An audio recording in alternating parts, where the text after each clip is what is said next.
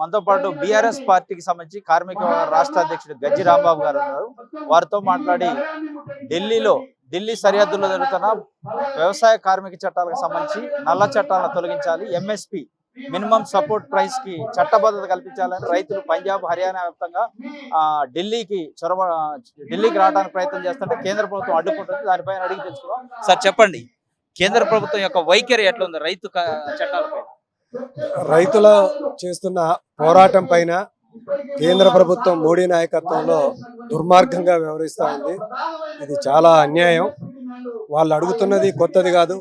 ఇంతకు ముందు ఈ మోదీ, అమిత్ షా ఏదైతే చర్చలకు పిలిచి ఆమోదించినాయో వాటిని కూడా అమలు చేయలేదని చెప్పేసి ఇలా రైతులు అడుగుతున్నారు.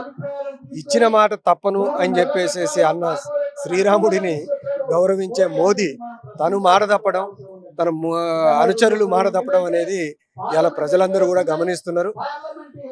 ఎప్పటికైనా చరిత్ర చూస్తే నల్ల చట్టాలు చరిత్రలో తీసుకొచ్చిన ఎమర్జెన్సీ తీసుకొచ్చిన ఇందిరాగాంధీ ఫలితం చూసింది.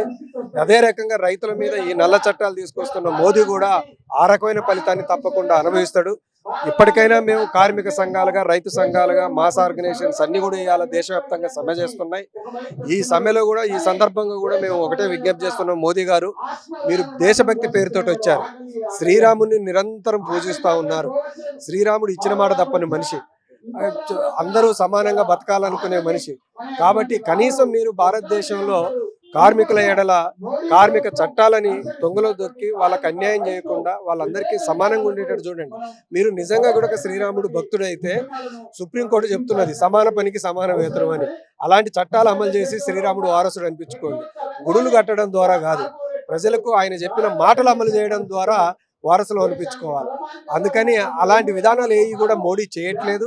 అందుకనే మేము ఇలా కార్మిక సంఘాలు దేశవ్యాప్తంగా సమ్మె చేయాల్సి వచ్చింది. ఇది దేశవ్యాప్తంగా 27వ సమ్మె. అందుకని ఇప్పటికైనా మేము డిమాండ్ చేస్తా ఉన్నాం మోదీ గవర్నమెంట్ని. మనం ఇవాళ మద్దతు ధర రైతులు ఏదైతే పోరాటం చేస్తున్నారో ఆ పోరాటానికి సంపూర్ణమైన మద్దతు మాది ఉంది. వాళ్ళు కోరుకున్నట్టుగా వాళ్ళకు మద్దతు ధర ఇవ్వాలి, వాళ్ళకు పోరాటాన్ని చేసుకునే అవకాశం ఇవ్వాలి, వాళ్ళతో చర్చించాలి, వాళ్ళ గతంలో ఇచ్చిన హామీలు అమలు చేయాలని చెప్పేసి వాళ్ళు డిమాండ్ చేస్తారు. మోదీ పదే అంటారు, శక్తివంతమైన ప్రభుత్వం మాది, పేదరికాన్ని భారతదేశంలో తగ్గించింది మాది, మేము అభివృద్ధికి కాందకులం అంటారు. నిజంగా మోదీ చెప్తున్నదంతా అబద్ధం. భారతదేశం ప్రపంచ చరిత్రలో, ప్రపంచంలో ఉన్న ఐక్యరాజ్య సమితిలో ఉన్న దేశాలన్నింటిలోనూ పేదరికం ఎక్కడుందో ఒక్కసారి మోదీ చూసుకుంటే ఈ దేశ పరిస్థితి ఏంది అని అర్థం. అది విద్యారంగంలో చూసినా, ఆటలకు సంబంధించిన విషయంలో, అభివృద్ధిలో చూసినా కూడా మనం ఏం ముందే లేవు, చాలా వెనకబడి ఉన్నాం. మోదీ మాటలతోటి కడుపు నింపి, మాటలతోటి మభ్య చెప్పే ప్రయత్నం చేస్తున్నాడు. ప్రత్యేకంగా భారతదేశ ప్రజల్లో ఉన్న ఈ భక్తి ఏదైతే ఉన్నదో, నమ్మకం ఏదైతే ఉన్నదో దాన్ని సొమ్ము చేసుకొని ఇవాళ రాముడి పేరుతోటో, కృష్ణుడి పేరుతోటో, ఇంకొక దేవుడి పేరుతోటో చెప్పి మన మనసుల్ని, ఇక్కడ ఉన్న ప్రజల యొక్క మనసుల్ని తన వైపు డైవర్ట్ చేసుకుని ఉపయోగపెట్టుకోవాలనుకుంటున్నాడు. అభివృద్ధి అనేది ఒక జపం మాత్రమే, ఆయన చెప్తున్న పదం మాత్రమే, అంతే తప్ప వాస్తవంగా క్రమంగా భారతదేశం స్వతంత్రంగా వచ్చినప్పటి నుంచి అభివృద్ధి జరుగుతున్నది. అంతే తప్ప ఈ భారతదేశంలో బీజేపీ అధికారంలోకి వచ్చినాక ఏదో రాకెట్ లెక్క జరిగిన అభివృద్ధి ఏం లేదు. సగటు అభివృద్ధి కన్నా తగ్గింది ఈ భారతదేశం. ఈ రోజు ఈ ప్రోగ్రామ్ ఉద్దేశం ఏంది? మీరు ఆ సంఘాలకు, రైతు సంఘాలకు సంఘీభావం, కార్మిక సంఘాలకు సంఘీభావం. ఈ రోజు ప్రోగ్రామ్ ఏమిటంటే కార్మికులు, రైతులు, మాస్ ఆర్గనైజేషన్స్ అన్ని కూడా కలిసి దేశవ్యాప్తంగా సమ్మె చేయాలని నిర్ణయించుకున్నాయి. సమ్మె డిమాండ్స్ ఏంటంటే ప్రధానంగా చరిత్రలో చాలా కష్టపడి కార్మిక ఉద్యోగులు పోరాటం చేసి ఇలా ఈ కార్మిక చట్టాలు సాధించుకున్నారు. ఆ చట్టాలను అన్నింటినీ రద్దు చేసి 4 కోళ్లుగా చేసి కార్మికుల హక్కులను కాలు వేసే ప్రయత్నం చేస్తున్నారు. 8 గంటలు విధానాన్ని రద్దు చేస్తున్నారు, ఐడి యాక్ట్లో ఉన్న సౌకర్యాలను రద్దు చేస్తున్నారు.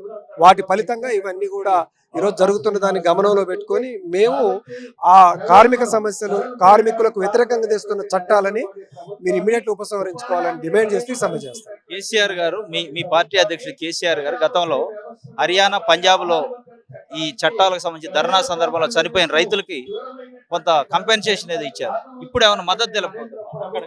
సంపూర్ణమైన మద్దతు అయితే తెలుపుతున్నాం. అక్కడికి వెళ్ళి ఇప్పుడు మద్దతు చేసే పరిస్థితి అయితే కాదు. ఎందుకంటే మీ అందరికీ తెలుసు, కేసీఆర్ గారికి ఇటీవల కాలంలో చిన్న ప్రమాదం జరిగింది. అందుకని అక్కడ దాకా పోరు. కానీ పార్టీ కానీ మేము కార్మిక సంఘాలు కానీ ఆ రైతులకు సంపూర్ణమైన మద్దతు ప్రకటిస్తాం.